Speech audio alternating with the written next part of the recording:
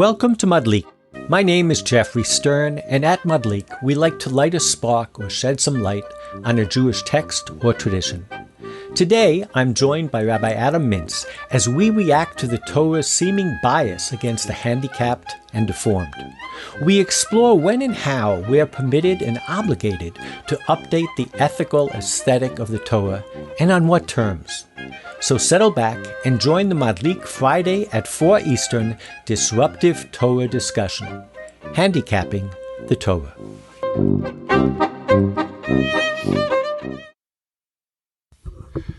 So, a little bit of before we start, a note on method here. The way I pick the subjects is, and I might have told you this, is about 5 years ago, I decided to write a blog post for every Parsha. And I thought I would do it in a year. It took me 3 years. And I once read in the introduction to Sefer HaChinuch, which is also a book that has something on each Parsha. He did it for his son every Shabbos so he wouldn't go to the park. That's right. So that's exactly what I had in mind. And pretty religiously, my son Charles does show up. But because we record one way or the other, it's my gift. And so I just Google my own blog and see, what are we talking about this week? And if you ever have a subject that you would want to discuss, I'd be happy to entertain. It's 4 o'clock. It's 4 o'clock. We're going to wait just a few seconds more. And then begin. I actually, when I started thinking about the subject of today's meeting, I wasn't that excited about it. And now that I've thought about it for a few days, I actually think it's very special. And I'm very excited to see what direction you and I and any of our loyal followers take it in. So why don't I get started? This week's portion is Emor. And as I noted last week, Kedoshim, it was such a beautiful parsha. It talks about paying your laborer on time, and it talks about holiness and spirituality, embracing the stranger. So you could be forgiven, or I could be forgiven, I think, that when I read this week's parsha, and one section in particular, it's Leviticus 21, 18 through 23.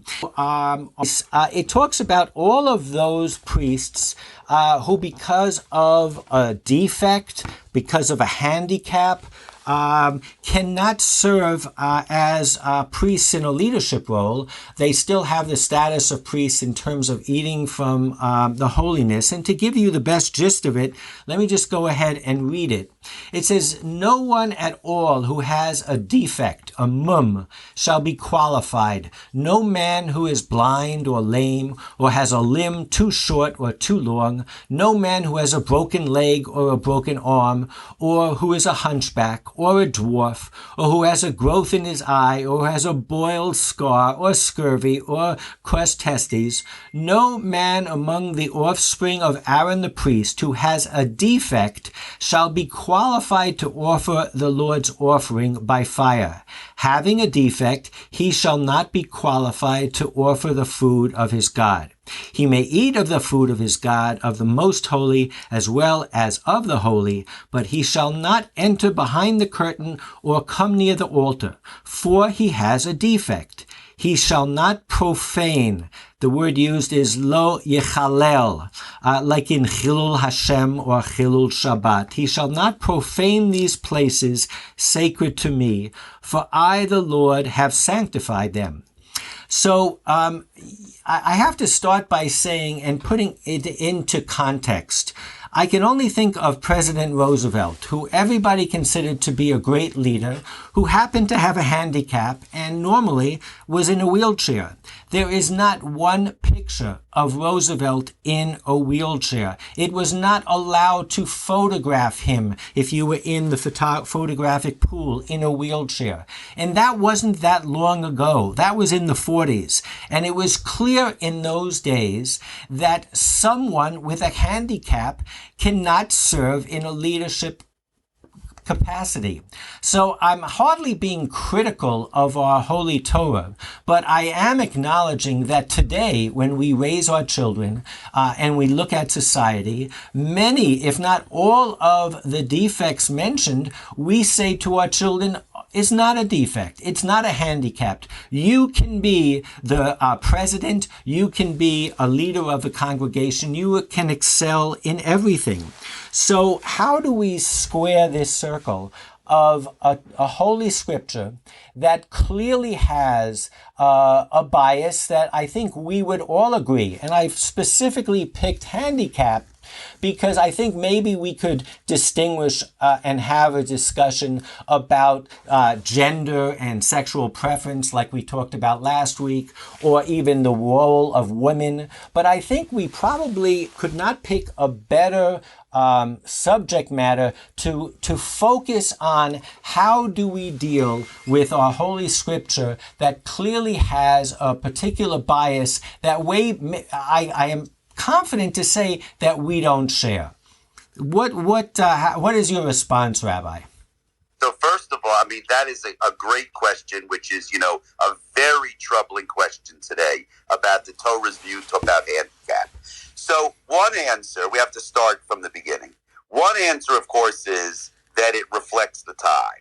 And that handicap, like you said, in the 40s, Roosevelt was never photographed with a handicap. You can imagine 3,500 years ago that they didn't understand handicap. They thought that being handicapped somehow was a mental deficiency. So that's the easy way to answer it. That the Torah is reflecting its time, but it doesn't refer to our time today. And what do you think about that answer? Do you buy that? Well, I definitely think so. I mean, I think it has ramifications clearly. And, what they call it a slippery slope, don't they? Which is, if we can say that about handicapping, what about women's roles in leadership, for instance? Women aren't even included in this list because that was outside of the realm of discussion even. And so I totally agree with you. I would, in my mind, the way I put that into classical Jewish lingo, I like to think there's a term that says, lo dibra Torah ela b'lashon b'nei adam, that when the Torah speaks, it uses human language. So that can be used when it talks about God, for instance, anthropomorphically. It does it for our benefit. It's not as though God has an outstretched arm, but it's trying to convey something in human terms within the limitations of language and within the limitations of our mind's eye, so to speak. And so to my mind, that term, that kind of license that we have, gives us the license to say, well, is it only language that the Torah speaks and kind of dumbs down its lofty ideas to, or is it also aesthetics and societal accepted behaviors? So if, for instance, it says something along the lines of this handicapped, it's talking to people who could not look at someone in a leadership position with some of these deformities and handicaps. But clearly it's saying, in a sense, that it's using language that could be understood in the milieu in which it was spoken, but it opens up the possibility, and you quite rightly opened up that possibility that times change, that the social languages that we have changed, and it becomes kind of revolutionary. I mean, if you think about our discussion last week, one of the more difficult questions that you asked me regarding gender was when the Torah rules out homosexuality and actually goes one step further, because it rules out many things. It says, don't murder, don't steal. But in the case of the seeming prohibition against homosexuality, it says because it's disgusting. So do we then say that that too is spoken in the language of the people in that milieu? And I'll go even further. Is the Torah tagging that and saying that that's precisely the reason why it is forbidden? Because in the eyes of that generation, it was considered distasteful. And if tastes change, maybe that changes. So I've kind of raised the bar a little bit, but I totally agree with your approach. Okay, now the other possibility, which I'm not totally comfortable with, but I want to at least throw it out, is that, sacrifices also have to be without blemish. You're not allowed to sacrifice an animal if the animal has a blemish. And I wonder whether there's a connection between the sacrificers and the sacrificed. Just like the animal can't have a blemish, so too the person who does the sacrificing also can't have a blemish. Now I'm not sure I understand that. I'm just trying to understand the Torah's kind of approach to the whole philosophy. They want perfection. Not that there's something wrong with having a blemish, but they want perfection. So I think what you're saying is, for instance, when we pick an etrog, an esrog, the citron for Sukkot, there are rules that define what a perfect etrog is. And it needs to be beautiful. It's Eitz Hadar. And so what you're saying is this is not necessarily exposing or showcasing a bias. It's role casting. It's typecasting. When you offer something to the Lord, you have to pick the best that you have. And certainly when it comes to creating the sacrifices, I think that's a valid point. Although it would be a profound lesson to us all that God also accepts sacrifices that are not perfect. That would be an interesting message to give. But I totally get what you're saying. When I read through the list of blemishes and handicaps, one of them ringed a bell with me now that we're talking about sacrifices. The word for lame is piseach. And the commentators that talk about the word for Pesach, what does it actually mean? I believe, and you can correct me, Rabbi, that one of the interpretations is that when the Jews left Egypt, they were pretty beaten down and they were limping, which is just kind of interesting because I think it means, if that is the case, that we certainly can find midrashim that celebrate the less than quote-unquote perfect. I think you're right. I mean, I think first of all, Moshe has a lisp, has a stutter. That's the first thing. So Moshe himself has an imperfection. Now, that's not exactly the same imperfection that FDR had. He didn't have to sit in a wheelchair because of his stutter. But we know that the Torah makes a big deal about that stutter. So the Torah is familiar with imperfections.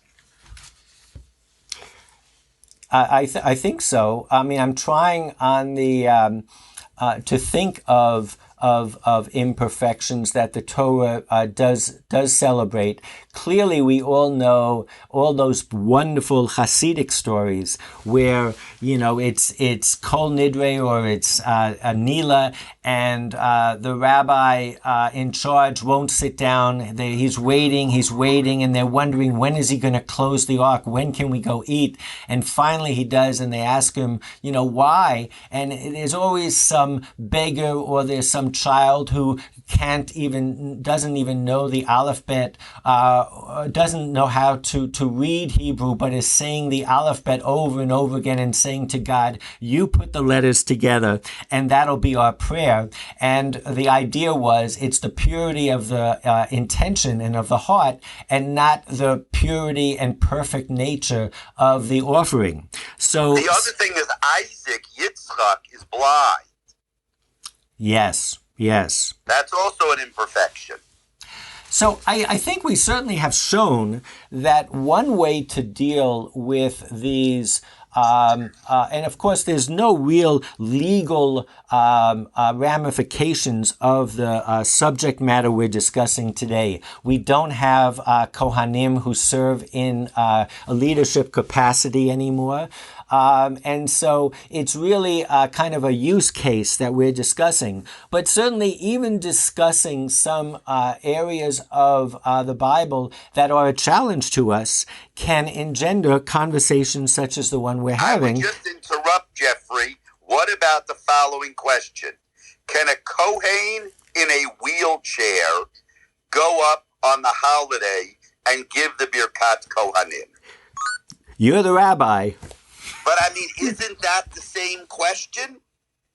Well, absolutely. It's this question of a leadership role. But it's specifically about the Kohen, because the Kohen is the one who the Torah says needs to be perfect. And now we have one thing that we give the Kohen the right on, and maybe he needs to be perfect. I'll tell you that there is a discussion about that. There are some who don't want the Kohen in a wheelchair to offer the blessings. We, of course, allow a Kohen to offer the blessings. I remember when I was in Lincoln Square Synagogue, there was a young man who had a disability, and he was in a wheelchair, and we used to set up the Kohanim so that they would be around him so that he could offer the blessing from the wheelchair. And, I think that was a very powerful moment that he was able to offer the blessing from the wheelchair. Yeah, I think it's powerful. I mean, I think we're all in agreement that in the Judaism that we live, a broken heart is the only thing that is whole, so to speak. Or as Leonard Cohen says, there's a crack in everything. That's how the light gets in. We totally understand that our sense of being perfect is possibly understanding that you're imperfect, or having that imperfect nature about you. So I think that it really is a wonderful example of how we can all agree. I must say, from a tangible point of view, there are situations that I've heard that in certain ultra-Orthodox families, if there's a child in the family who has a learning disability or who has a deformity, they'll hide that person away so that they won't ruin the marriage, the shidduchim, the potential marriages. Michael, put yourself on pause and I'll call in you in a second. Just take off your mic. But in any case, I think this is still a message. We can't say that everybody gets it. I do think that we need to explore this, and we need to join humanity in trying to give that message, and to say that something like the chapter that we read, where deformity are taken to be, even if it's because it's the typecast, we need to say that it's not acceptable. Michael, take yourself off. I'd love to hear what you have to say. Hi, Geoffrey and Rabbi. I'm getting a lot of feelings about this perfectionism and the damage. I'm very glad you're discussing it, but the fact that we're still in evolving society and culture, I'm realizing where this cloud of being and striving for perfection and the sense of failure that so many people have and the low self-esteem, I see where it comes from. Oh my gosh, I'm like so... Yeah, I mean, I definitely feel... It's so important to find the root of this, and if it helped people once, I don't know, but certainly it is damaging people to have this higher power of a judgmental God and society that looks down upon these handicaps, differently abled. and differently abled people, because then we look at ourselves and a mistake is a terrible thing, not just a mistake, and we hold ourselves up to perfection and always fail, and everyone holds each other up, and you're put in the identified as a failure.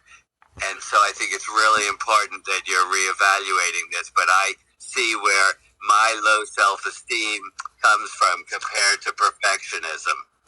Thanks. Thank you, Michael. I mean, I think it's always important when we realize that there is still a challenge ahead of us and there's more work that needs to be done to look back at the sources and try to identify where we might have gotten these biases from, and especially if those biases come from a sacred text.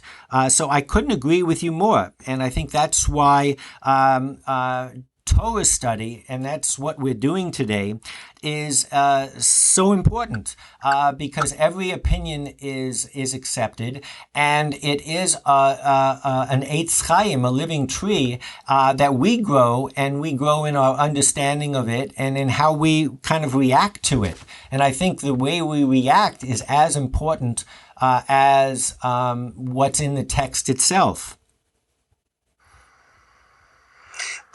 There's no question about that, and I think means what I like about this conversation is the ability to look at the way the Torah addresses disabilities and to connect it to a 20th and 21st century view of disabilities, and realize that the Torah doesn't always sit well with our view of certain things.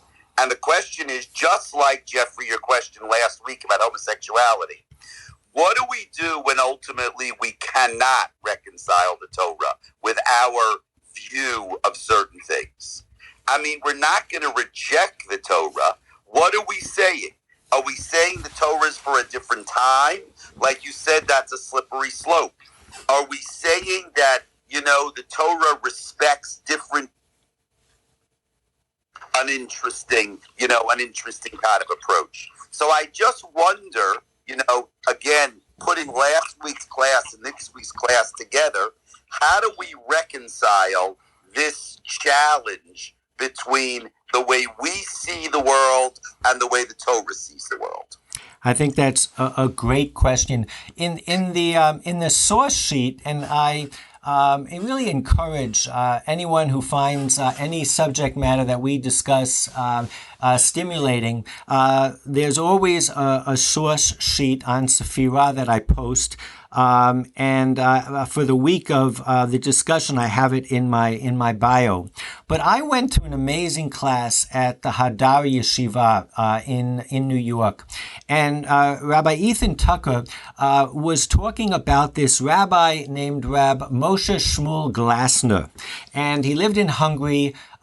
He was part of the Chassam's Chatan Sofer family in the 19th, 20th century. And they came to him with a halachic question. the legal authorities in Hungary had said that a certain cut of meat, actually it was meat from a baby inside of the mother cow, was no longer permitted because it was just immoral. It was unethical. And the Jews were all complaining, and they said, well, the Torah says that we can have it, so this is religious persecution.